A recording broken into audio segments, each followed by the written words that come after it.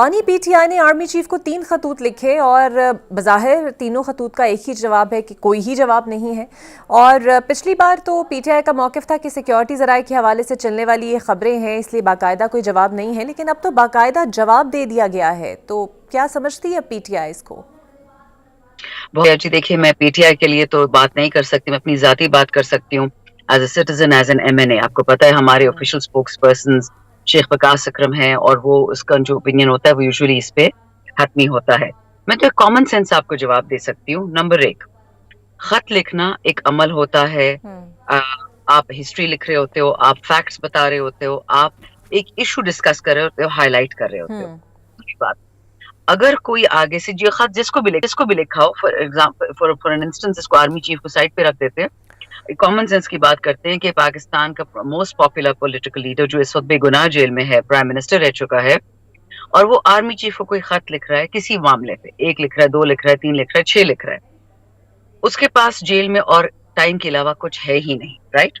اور نون لیگ اور اسپیسیفکلی ملک احمد خان جو پنجاب اسمبلی کے اسپیکر ہیں، وہ یہ کہتے ہیں کہ بانی پی ٹی آئی کا آرمی چیف کو خط لکھنے کا مطلب ہے کہ یہ ترلوں کی آخری حد ہے.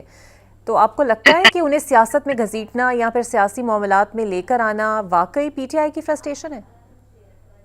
معذرت کے ساتھ، جب یہ فارم 47 کی حکومت یہ بات کرتی ہے نا کہ ترلے کرنا، ترلے کون کس کے کر رہا ہے آپ کو مجھ سے زیادہ بہتر پتا ہے. کہ 6 ستمبر کا تو مجھے بھی پتا ہے، اسمبلی صبح 11 بجے سٹارٹ ہونی تھی، شام 8 بجے سٹارٹ ہوئی. بھیکیں مانگی جا رہی تھی عمران خان سے ہر طرف سے کہ پلیز پنجاب میں اب جلسہ مت کرے، وہ مریم کی ٹیریٹری، جیسے مریم کو وہ بھی جہیز میں ملی تھی. آپ کو کیا لگتا ہے کہ چلیں ایک تو آرمی چیف کو خط لکھ دیا، لیکن پھر آئی ایم ایف کو بھی ڈوزیئر دیا، خط لکھا، حالانکہ آئی ایم ایف بڑا کلیئرلی بانی پی ٹی آئی کو بتا چکا تھا کہ we are not going to interfere internal matters. لیکن آپ کو نہیں لگتا کہ مقتدرہ کو ناراض کرنے کے لیے بار بار پی ٹی آئی کی طرف سے وہی سٹیپس آ رہے ہیں جس سے کچھ زیادہ پرووک ہوگی situation? I think here we have a basic difference of opinion. مقتدرہ is the عوام of پاکستان.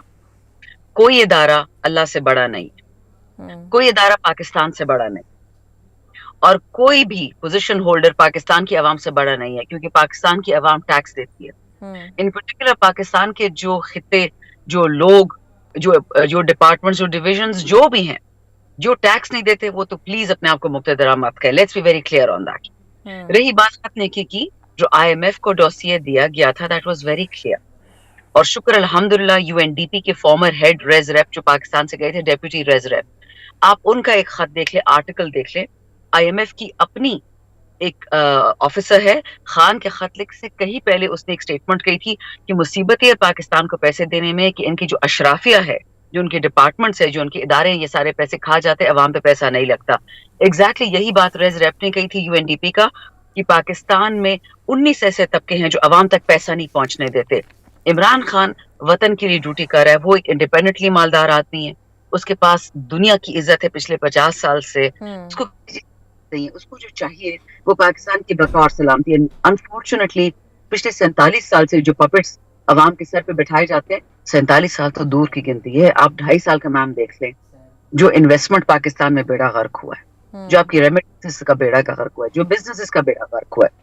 آپ کا اس وقت 25 سے 40 لاکھ پڑھا لکھا بچہ، doctors, engineers, I T specialist, soft specialist, وہ پی ٹی آئی کے نہیں ہیں، وہ پاکستان چھوڑ کے چلے گئے ہیں، because these people have destroyed Pakistan اپنی انا کے لیے. عمران خان از the only man who can financially save Pakistan. morality تو ان لوگوں کے قریب بھی نہیں پہنچی، but financially خان صاحب can save it. انشاءاللہ morality بھی واپس آئے گی، بہتر دن آئیں گے. I don't want to request جو آپ کے لوگ یہ پروگرام دیکھ رہے ہیں، بٹ میں آپ کو یہ بتا دوں کہ اس وقت پاکستان کا دشمن باہر نہیں بیٹھا، پاکستان کا دشمن پاکستان کے اندر بیٹھا ہے. وہ پاکستان کو ختم کرنے کے لیے، وہ جو انگلش میں کہتے ہیں you cut off your nose to spite your own face, Imran Khan کو تکلیف دینے کے لیے پاکستان کو ختم کرنے کا.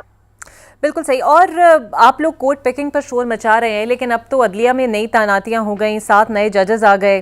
کیا مستقبل دیکھتے ہیں آپ لوگ اپنے کیسز کا؟ کیونکہ اس بات پر تو اعتراض آپ کو کافی ہے کہ عدلیہ کو مکمل طور پر حکومت نے کنٹرول میں کر لیا ہے. سب سے پہلے تو یہ فارم 47 کی حکومت ہے.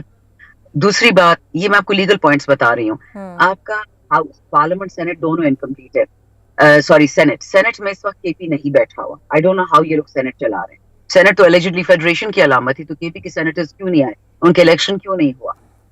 تیسری بات، آپ کے اس اسمبلی میں جو جھوٹ بولتے تھے کہ عورت کو عزت دو اور مائنورٹیز عزت کو، نہ پی ٹی آئی کی جو سیٹیں جیت چکی ہیں ایم این ایز بیٹھی ہوئی ہیں، نہ مائنورٹی یعنی جو دینی اقلیت ہے وہ بیٹھی ہوئی ہیں اسمبلی میں. ان لوگوں نے جو قانون بنایا ہے اسٹریجرز ان دا ہاؤس ہے، یہ انکمپلیٹ ہاؤس ہے، یعنی کہ سارے قوانین اب نشو غلط ہے انکلوڈنگ 26ویں آئینی ترمیم. سو اس ترمیم کے ذریعے جس کو نوکری پہ، دھندے پہ، ٹھیکے پہ ڈال دیا گیا ہے، سب اٹ ول واش آؤٹ. لیکن پرابلم جس چیز سے ہم ڈرتے ہیں نا، انگلش میں کہتے ہیں don't throw the baby out of the bath water.